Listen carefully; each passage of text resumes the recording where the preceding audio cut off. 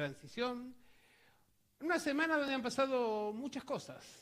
Se ha disparado nuevamente el dólar.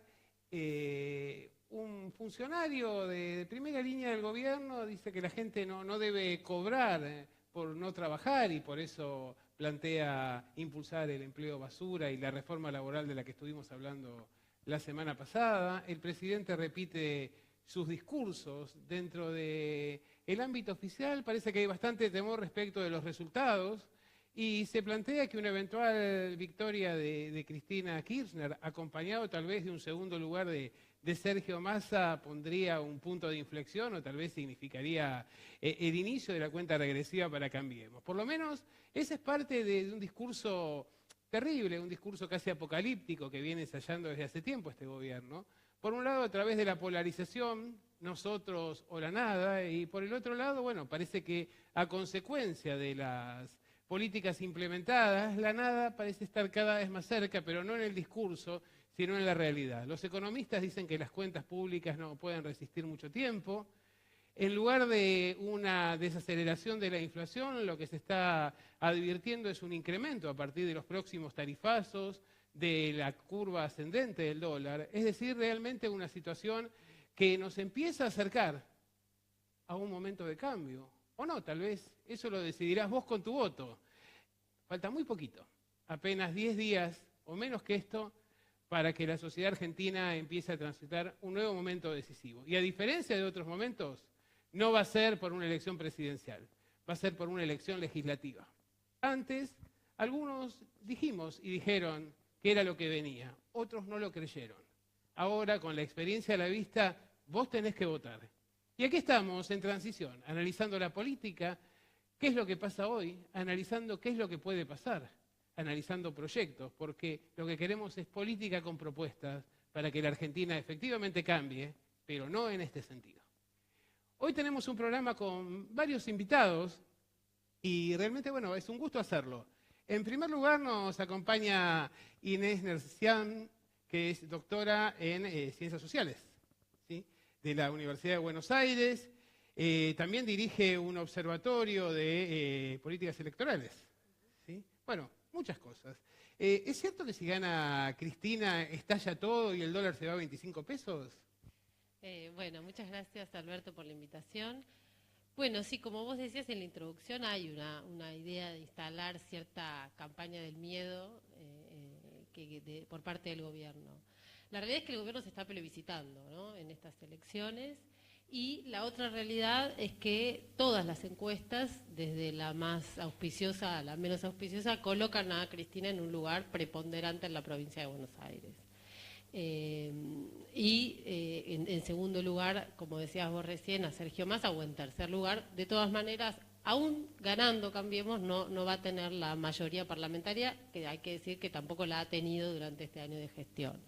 Con lo cual, no sé si va a haber un apocalipsis. Lo que sí va a ocurrir es que el gobierno va a tener que desarrollar una mayor destreza política para poder llevar adelante los planes de gobierno, que todo indica son de un mayor ajuste, digamos. Mira, en el entorno de Sergio Massa están muy entusiasmados porque dicen que un segundo lugar en las PASO directamente los colocaría prácticamente cabeza a cabeza e incluso en condiciones de desafiar el primer lugar de Cristina en octubre, ¿no? Como que ellos esperan una migración masiva de votos de Cambiemos hacia el Frente Renovador como una alternativa en el contexto de polarización. Que la polarización no sería en ese universo entre Macri y Cristina, sino entre Massa y Cristina. De todas maneras, esto es una especulación muy, muy extensa, pero evidentemente la elección es determinante.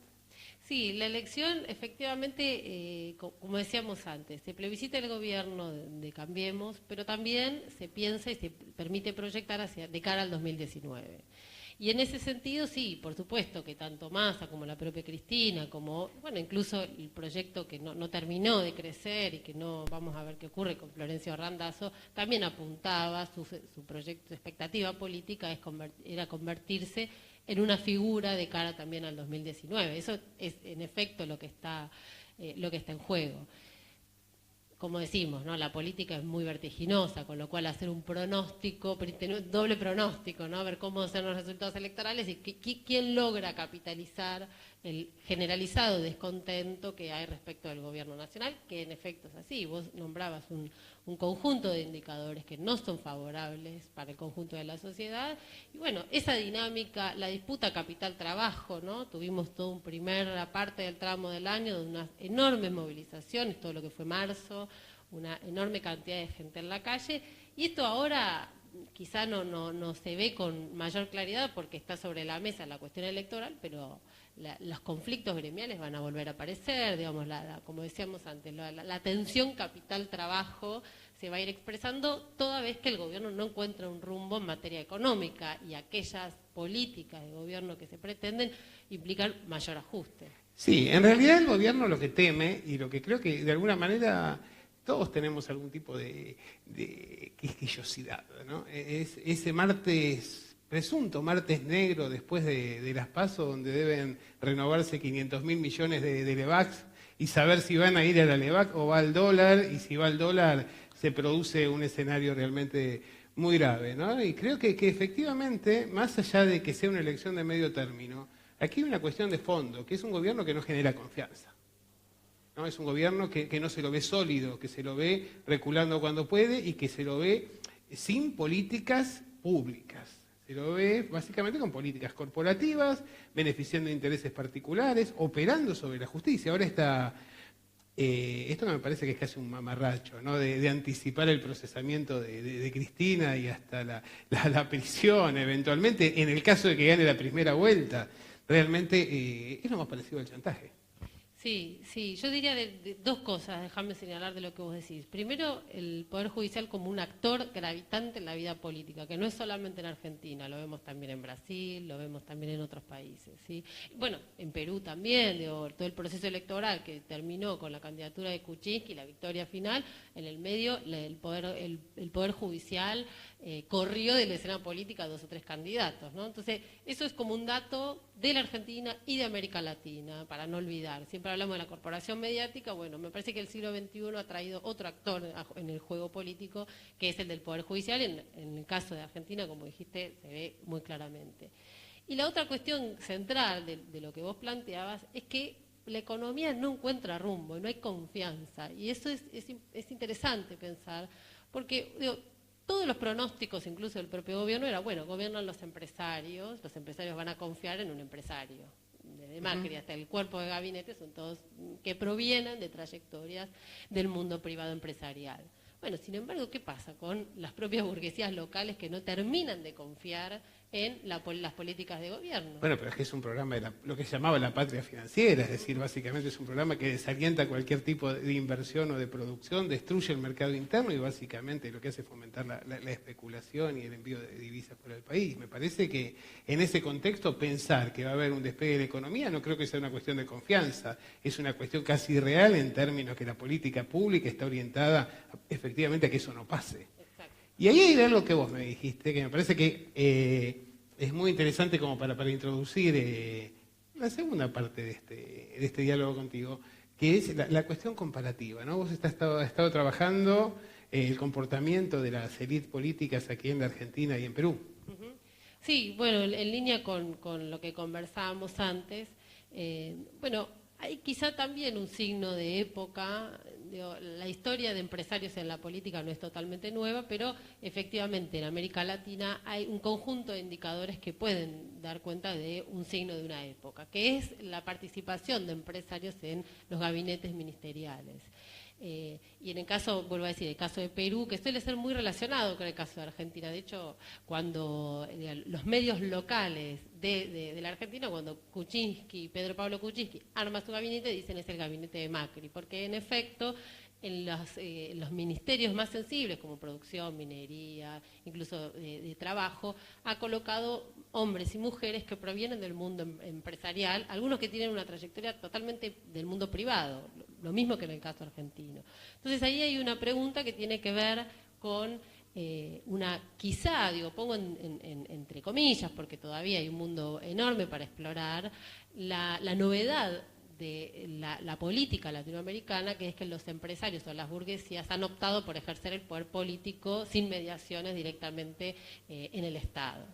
Lo que ocurre es que, digamos, en los años de la... interrumpirte y agregar para el conjunto, agregar el mapa y extender la geopolítica, el mismo caso de Donald Trump, el mismo caso de Macron, digamos, hay un conjunto de, bueno, Cartes en Paraguay, incluso en América Latina podemos nombrar otros presidentes, bueno, la experiencia breve de Sebastián Piñera. Pero me parece que hay una diferencia aquí, porque Donald Trump lo que plantea es recuperar la producción, el empleo americano, mientras que lo que se está planteando en estos casos es la destrucción del empleo y de la producción. Sí. Sí, en ese sentido es cierto. Podríamos dividir en dos clivajes esta discusión. Por un lado es los empresarios en la política, ahora, o burguesía. A las burguesías, esto hay que decir, no son siempre homogéneas. Donald Trump expresa un sector de la burguesía norteamericana. En Argentina, Mauricio Macri expresa un sector, ¿no? Diferentes sectores que también están en pugna en el gobierno, un poco lo que decíamos antes, cuál es el modelo de gobierno, patria financiera o cierta burguesía industrial transnacionalizada que no necesariamente tiene los mismos intereses, ¿no? Así es. Con lo cual, como dos niveles de análisis, empresarios o burgueses, pongamos el nombre que querramos, y qué tipo de burguesía o qué tipo de empresarios son los que están ocupando el poder del Estado. En los años de la Guerra Fría, las dictaduras militares o cívico-militares fueron las que garantizaron los programas económicos y sociales del imperio. Parece que está descartado en este momento ese tipo de iniciativas y vemos que directamente los empresarios corporativos son los que han tomado el control de las instituciones políticas. ¿Vos pensás que las sociedades latinoamericanas aceptarán este tipo de ensayo o que va a haber una reacción a partir de lo que han sido las conquistas anteriores y lo que han sido los niveles de consumo que se han dado en la región? No, yo creo que tengo mucha confianza en las sociedades, particularmente en la sociedad argentina, en las sociedades latinoamericanas. Y en Argentina vivimos 12 años de un proceso de adquisición de derechos que es innegable, ¿no? Y hay algo que sucede cuando la sociedad adquiere en materia de derechos. Hay una necesidad de pelear por ello, digamos, ¿no? Y de evitar la vuelta atrás. Con lo cual yo confío en la tradición de lucha que tiene el pueblo argentino, confío en el respeto por los derechos conseguidos, y todo eso va a ir generando un movimiento contrario al gobierno de turno, que se va a expresar en las urnas, que también se va a expresar, como decíamos antes, en el conflicto gremial, en el conflicto social. Eso es evidente, ha sido la nota durante todos estos primeros años de gestión.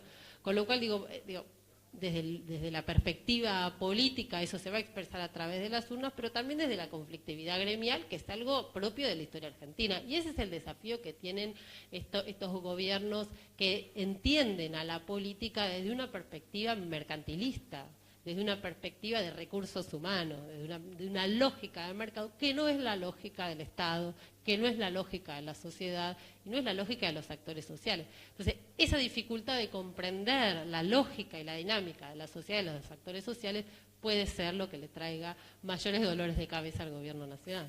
Bueno, esta es la manera de salir del termo, ¿no? Es decir, básicamente de que detrás del Cristino Macri hay muchas otras cosas y que exceden largamente a nuestro país. Estamos en una etapa de transformación, de transición, no solo aquí, sino en el contexto internacional, y efectivamente lo que vemos es que hay movimientos y nuevos ensayos, del cual va a depender el bienestar de la mayor parte de la población del planeta. Ahora vamos a ir a un corte y luego vamos a seguir con un segmento cultural, con una revista que ha tenido una larga tradición e influencia dentro de la cultura y de la política argentina y que, bueno, aspira a seguir teniéndolo en este momento. Ya volvemos en Transición.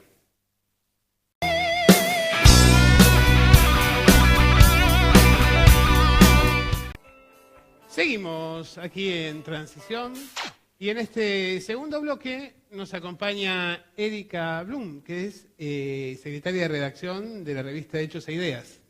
Coordinadora. Coordinadora, sos la coordinadora. Sí, la secretaria de redacción es la historiadora Laura Podetti. Perfecto, bueno, entonces, coordinadora de Hechos e Ideas. Una revista que, bueno, ayúdanos a hacer memoria con nuestros televidentes. Tiene una larga tradición en nuestro país. Sí, es una revista que comienza en el año 35 en la Argentina, en el debate entre el radicalismo, Muerto Irigoyen, digamos, la cefalía que eso produce y los sectores que se expresan por fuera y por dentro del radicalismo tratando de sostener los principios irigoyenistas. Continúa hasta el 41. Ahí hay un grupo político muy importante, ¿no? Claro, bueno, de hecho aparece en el 35, año en el que aparece Forja. Así es. Si bien algunos historiadores que han trabajado el tema no encontraron una articulación entre ambos grupos, porque Forja se va de las estructuras, en cambio el grupo Hechos e Ideas se queda y sigue siendo un órgano cultural de la UCR pese a sus diferencias internas. Sí, tienen un nacimiento común porque, bueno, el 35 es un año convulsionado al levantarse la abstención electoral y la UCR participar de las elecciones fraudulentas, características, ¿no?, de esa década infame. Bueno, pero de todas maneras, digamos, tanto Hechos e Ideas por un lado, Forja por el otro, actuando en conjunto, cada uno por su lado, están expresando una inquietud, ¿no? La necesidad de un cambio que se advierte en la Argentina en el marco de la crisis del 29, de la depresión, de la inminencia de la Segunda Guerra Mundial y de la Guerra Civil Española. Exacto, de hecho Hechos e Ideas aparece en el 47 apoyando el gobierno de Perón y justamente lo primero que dice la editorial del 47 es, bueno, Perón expresa los valores, las tradiciones y las expresiones que sostenía Irigoyen. Se encuentran nuevamente al conductor en la figura de Perón y algunos, prácticamente la mayoría de los que participaban en el 35 pasan a participar de esta nueva empresa cultural en el 47, que va a durar hasta el 55, por supuesto, por la fusiladora. Y en ese sentido, digamos, uno encuentra una diferencia entre el discurso del 35, derrotado, queriendo sostener algo que no se podía sostener por la propia política de la UCR. En el 47 se encuentra un órgano, digamos, oficial del peronismo, donde van a escribir todos los ministros. Bueno, escribe Borlengui, por ejemplo. Arturo Sampay había participado de la época anterior y pasa a participar de la segunda época. Y uno empieza a encontrar ahí, digamos, yo siempre digo que Hechos e Ideas nos sirve, tiene un valor documental importante porque las medidas de gobierno que se tomaban en diferentes provincias, municipios, están expresadas ahí, digamos, son publicadas por este grupo. Los discursos de Perón también están en esas revistas que empiezan a aparecer mensualmente, digamos, que todos los meses había una revista que es una revista libro, siempre tuvo este formato no menor de 150 páginas. A veces se extiende un poco más, a veces un poco menos, pero siempre oscila entre esa cantidad, digamos. Es una revista académica y a su vez tiene formato de libro, ¿no? ¿Y cuál es la trayectoria posterior de la revista? Y con el regreso de Perón a la patria y al poder en el año 73, con la asunción en septiembre del 73, aparece nuevamente la revista, ya con otros actores, digamos, con otros exponentes de la cultura de aquel momento.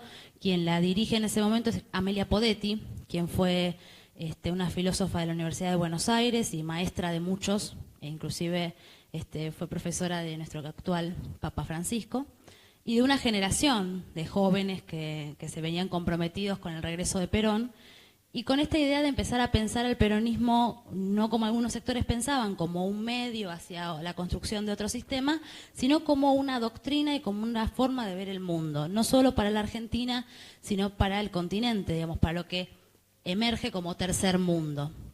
En ese sentido, el trabajo de esos 9 números que salen del 73 al 76 está registrado esta idea, no solamente de dejar expresados los discursos de Perón, las obras que hace Perón en esos pocos años de gobierno, sino también las propuestas para repensar la Argentina y para reconstruir lo que decía Perón, ¿no?, al hombre argentino, que esa era su misión en su regreso. Y veo que ahí tenés algo, ¿no? Me parece sí. que Hechos e Ideas no queda en el pasado. No, Hechos e Ideas continúa, de hecho continúa en el año 83. Apenas se recupera la democracia, el grupo de alumnos, discípulos de Amelia Podetti, recupera la revista y la reedita y vuelve a salir hasta el año 2000. Con algunas interrupciones, porque bueno, esto es una empresa cultural que emprendemos un grupo de personas en forma, digamos, colectiva y autogestionada. digamos, siempre fue así, de esa forma. Entonces, bueno, a veces hay más posibilidades de sacarla y a veces, bueno, uno tiene ciertas limitaciones, ¿no? Digamos, somos una propia editorial, entonces eso, digamos, nos da la posibilidad de poder expresar lo que tenemos intenciones de expresar sin ningún condicionamiento, pero también nos obliga a organizarnos, algo que es un poco difícil en el ámbito de la cultura y el pensamiento, porque, bueno, las individualidades que todos tenemos y demás llevan muchas veces a que no se logre una posibilidad de acuerdo o no se logre la colaboración del conjunto. Nosotros en el año 2016 retomamos esta idea, un grupo por ahí de compañeros más jóvenes que conocíamos la revista y que tuvimos la suerte de conocer a Ana Colotti, quien la dirige hoy, a Laura Podetti, a Humberto Podetti, a Walter Romero, bueno, una serie de compañeros que participan en el Consejo de Redacción. Tomamos la iniciativa de volver a sacar la revista. Lo que más nos impulsó fue la aparición de Francisco. A partir de ahí empezamos con este trabajo de recuperar. Mi idea no era solamente aparecer con un grupo nuevo, sino ver qué quedaba de aquello que había sido gestado en los años anteriores. Tenemos la suerte de contar con corresponsales en cada una de las provincias. Intentamos también retomar el contacto con los corresponsales anteriores, ¿no? Para no quedar como que aparecíamos nuevamente, sino que aprovechar y volver a tomar el contacto con personas que en algún momento se habían comprometido con el proyecto. Y bueno, durante todo el 2016 trabajamos en base a Laudato Si, que fue nuestro disparador, que nos impulsó a pensar nuevamente Hechos e Ideas. Y bueno, el 2016 estuvo cargado de un montón de presentaciones, de retomar los contactos, de organizar grupos en diferentes lugares. Nuestra intención, más allá de la revista, siempre digo, es una excusa para que nos reunamos, es una excusa para crear cultura en forma colectiva, para que podamos pensar los temas no desde un autor, sino desde varios, digamos, y para poder crear núcleos de pensamiento en cada región, por lo menos por ahora, de la patria chica. Digamos, con la patria grande también tenemos algunos trabajos realizados, pero bueno, se hace más complejo por esta posibilidad de juntarnos. Escúchame, porque efectivamente me parece que hay una tradición aquí en nuestro país y en toda América Latina, tal vez de todo Occidente, que era la difusión de los programas, de las ideas, de la discusión de los intelectuales preocupados por pensar la sociedad, y de alguna manera esto ha ido desapareciendo, ¿no? Sobre todo en las últimas décadas. Y me parece muy valioso el hecho de que nuevamente, bueno, tengamos un espacio de debate, de discusión de ideas, y ideas que pueden ser canalizadas a través de la política para tratar de producir un cambio en el sentido de que hablábamos en el bloque anterior, en beneficio de la gente y no en beneficio de unos pocos. Sí, digo, la Argentina tiene una tradición de producción de ideas importantísima. No es menor que en el 49 se hizo el Congreso de Filosofía, del cual sale la Comunidad Organizada, y de que tenía la intención de ser un congreso nacional y terminó teniendo adhesiones internacionales, inclusive hasta del propio Heidegger.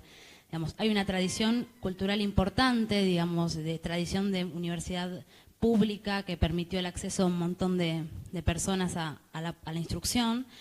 Y sí, yo creo que hoy el gran problema que tenemos es esta cuestión de las individualidades, que yo, digamos, siento que eso ya es sistémico y sucede no solamente en la cultura, también sucede en la ciencia, sucede en el arte.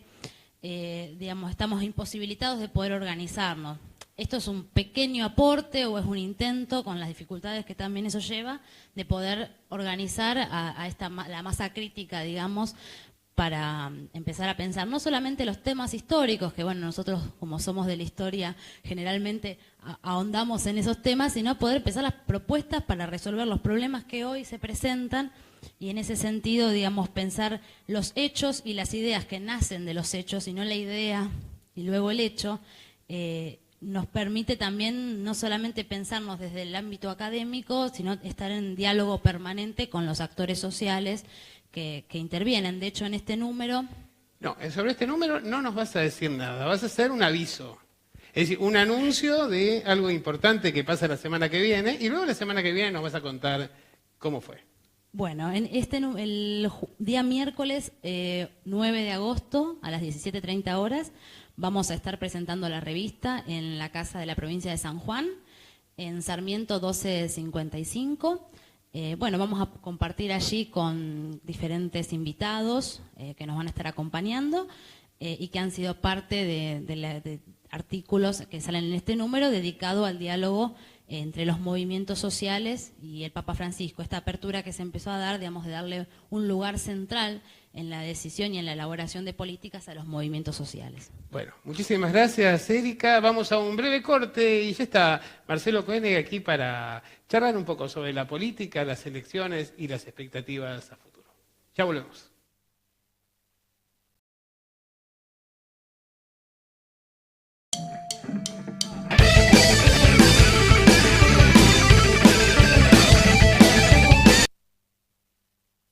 Seguimos aquí en Transición y ahora nos acompaña Marcelo Koenig. ¿Qué tal, Marcelo? Buenas noches. ¿Cómo andas, Alberto? Muy bien. ¿Es cierto que Cristina impide que vengan las elecciones y que básicamente está por hacer estallar al país? Y eso es parte de la tragedia que nos quieren vender aquellos que su único sustento es el odio, ¿no? Digamos, una vieja tradición del antiperonismo más profundo y que reeditan como en la época del 55, donde todo tenía la culpa el sangriento tirano prófugo, ¿no? Bueno, Marcelo, dentro de una lista donde los políticos no abundan, está en un lugar participando en la elección de diputado nacional. Y yo le quería consultar un poco esto. ¿Cómo se siente alguien que viene de una militancia comprometida, basada en principios, en una doctrina, en esta nueva estrategia que es la que parece marcar el paso de los tiempos, de tratar de alguna manera de invisibilizar al candidato para privilegiar a la sociedad?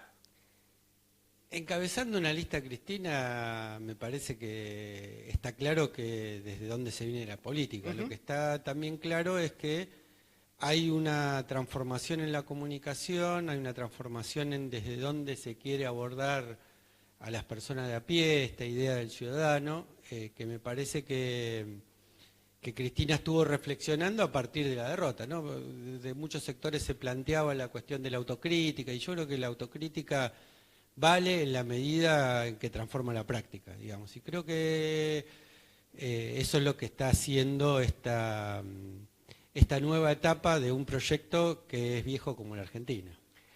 Es un dato muy interesante el hecho de que, como decíamos en los bloques anteriores, ¿no?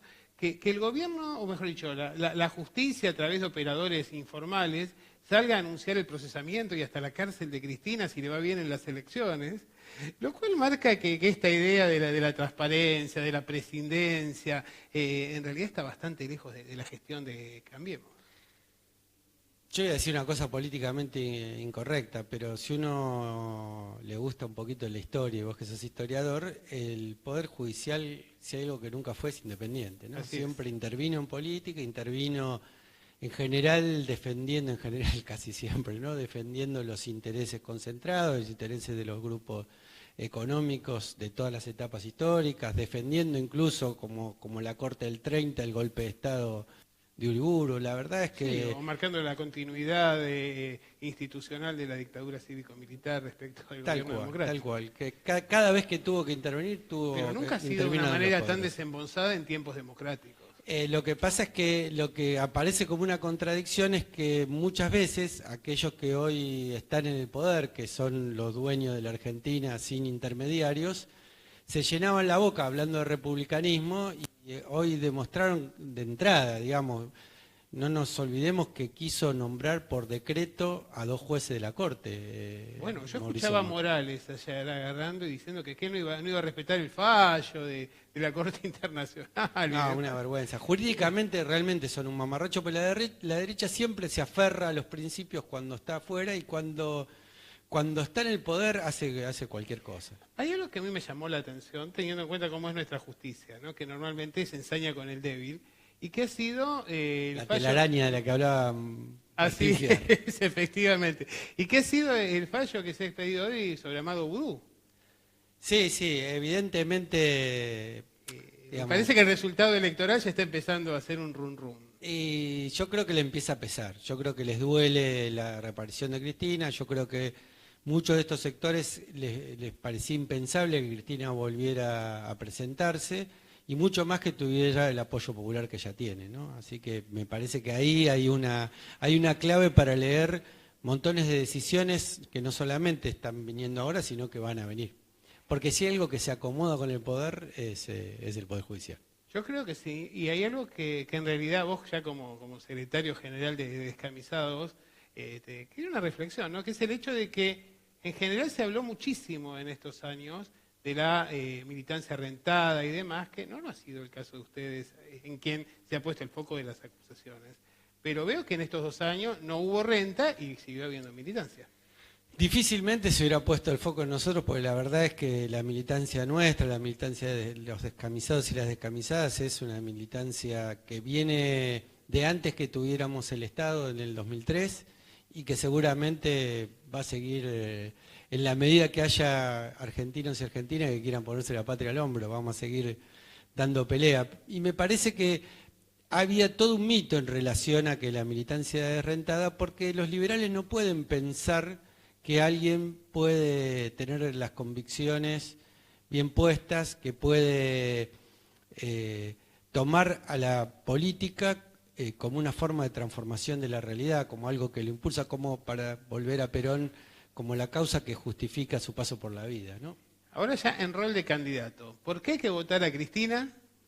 ¿Y qué cosas han pasado en nuestro país que de alguna manera están señalando que aquello que se advirtió en 2015 ahora está concretado en la realidad? Yo creo que si a alguien le queda duda, lo que tiene que hacer es consultar la heladera más que al televisor, ¿no? Digamos que tiene que claramente... Lo que decía así es del materialismo histórico de la heladera. Sí, creo que a veces, yo no coincido muchas cosas con Acid, pero a veces es muy agudo y dice cosas que son verdades, y me parece que ahí hay una cuestión fundamental, ¿no? Digamos, Perón decía que la víscera más sensible es el bolsillo, y creo que todos los argentinos nos vamos a preguntar cómo estábamos hace 2 años y cómo estamos ahora. Y creo que esa verdad es contundente, ¿no? Que con eso puede haber blindaje mediático, puede haber montones de justificaciones, puede haber montones de argumentos y ríos de tinta para echarle la culpa al gobierno anterior de todo lo que se hizo mal en este gobierno. Pero lo concreto es que los argentinos vivimos peor, viajamos peor, el sueldo nos alcanza cada vez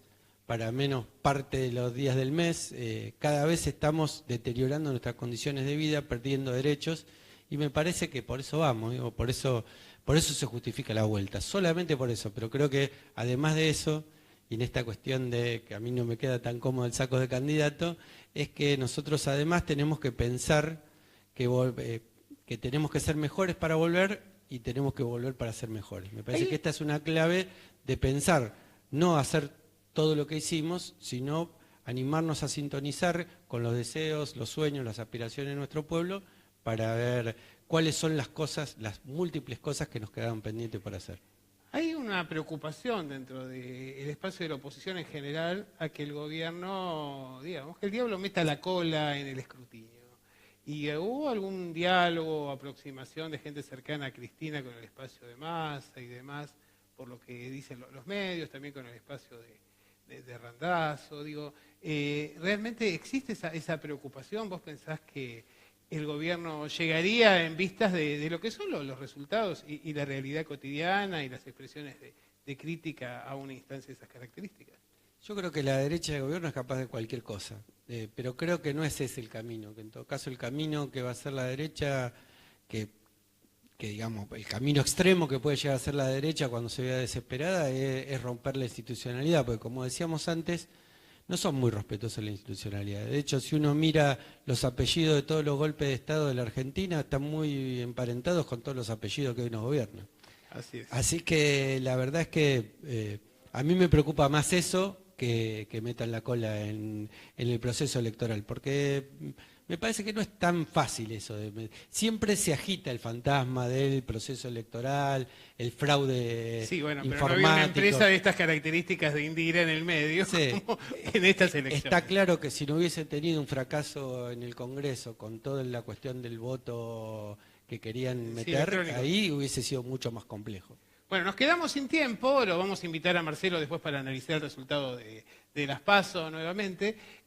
Bueno, hemos visto aquí como tenemos motivos para ser optimistas, como que la sociedad sigue movilizada, se sigue produciendo, se sigue estudiando, y efectivamente yo creo que al momento de votar sabemos que nos prometieron más república y no cumplieron. Nos prometieron la revolución de la alegría y no cumplieron tampoco. Y encima ahora tenemos la estufa apagada, la luz apagada y la heladera vacía.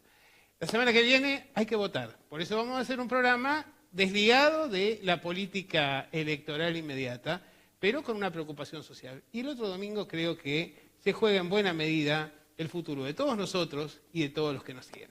Terminamos aquí y los esperamos la semana próxima en Transición por la Televisión Sindical.